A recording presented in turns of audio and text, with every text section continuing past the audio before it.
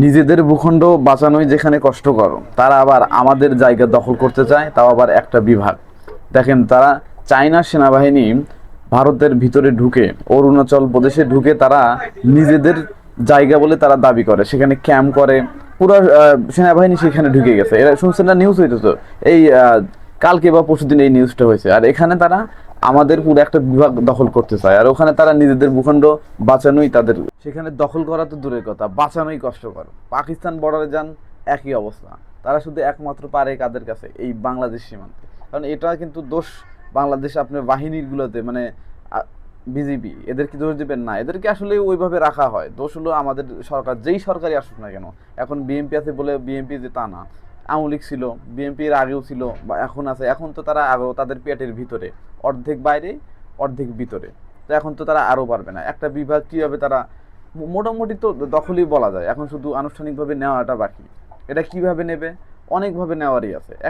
এই রাম মূর্তি ওখানে স্থাপন হচ্ছে, বিশাল বড় মন্দির। ওইখানে দেখবেন যে হঠাৎ করে নতুন নতুন বাংলাদেশ থেকে হিন্দু নিয়ে এসে, তারা গরিব, হঠাৎ করে তারা বড় লোক হয়ে যেতেছে, ওই জায়গায় সমানে জায়গা কিনবে, মানে তাদের স্থাপত্য ওই জায়গায় বাড়াবে। এখন ধীরে ধীরে আবার কালেমার পতাকা টানাইতেছে। অথচ দেখবেন যে তারা নিজেরাই হামলা করবে ওই জায়গায়, একটা বিশাল একটা দাঙ্গা বাজাবে। দাঙ্গা বাজিয়ে বা মন্দির বলেন বা মূর্তিতে বলেন, ওই জায়গায় তারা হামলা করবে। করে একটা দাঙ্গা বাঁধানোর পর তারা বলবে যে ওইখানে সংখ্যালঘু নির্যাতন হইতেছে, ওইখানে সামরিক হামলা চালাইতে হবে। সেখানে সামরিক হামলা চালাইতে হবে। এবং এক সময় দেখবেন যে জাতিসংঘের একটা নীতি আছে না, যে একটা যুদ্ধক্ষেত্রের ভিতরে যদি কোনো সমস্যা হয় তাহলে একটা ভোটাভুটির ব্যবস্থা করবে। আর ভোটাভুটির ব্যবস্থা যদি করে তাহলে অবশ্যই সেটা ইন্ডিয়ার পক্ষে যাবে না, তারা ইন্ডিয়ার সাথে থাকবে। এখানে সংখ্যালঘু নির্যাতন তারা আলাদা, মানে অনেক হিসাব আছে। এটা বোঝাতে চাইলে অনেক বড় একটা ভিডিও। রংপুর দখল নিয়ে তারা খুব সুন্দর একটা প্ল্যান নিয়ে আগাইতেছে অনেক আগের থেকেই। তবে এত সুন্দর প্ল্যান ইন্ডিয়ান নেই।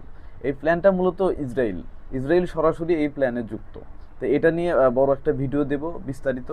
এই ভিডিওতে আপনারা বুঝতে পারবেন না, সামনে একটা বড় ভিডিও আসবে এটা নিয়ে খুব সুন্দরভাবে। ধন্যবাদ।